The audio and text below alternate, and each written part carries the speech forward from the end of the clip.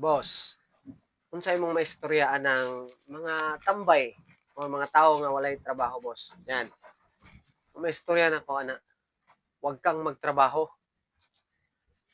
Sa mga kabatanunan karon, unaha lang ng tambay. Huwag nang magtrabaho.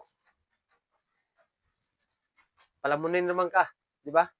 Ayaw na pagtrabaho. Focus lang sa pagtambay.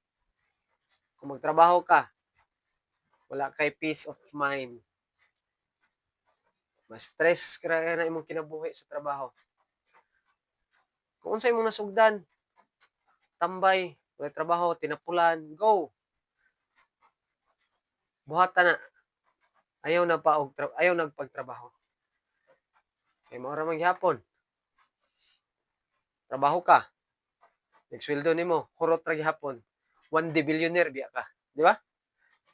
Oh, mao ra gyapon.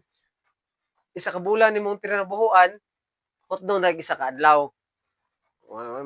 Magtambay ka. Wala kay ginahuna. Di ba? Isa ka bulan nimong stress, isa ka bulan nimong hard work, isa ka bulan nimong hago sa lawas. Pero gihurot ra nimo isa ka adlaw imong sweldo. Di ba? Oh, may pay isa ka bulan nimong burgahoy. Kay wa pa kayo hunahon. Relax pa kayo imong utok ug lawas. Mao na akong tambag sa mga kabatanunan karon. Ay lang mo pagtrabaho. Pabuhi ra ta sa itong ginikanan. Palamunin ra ta.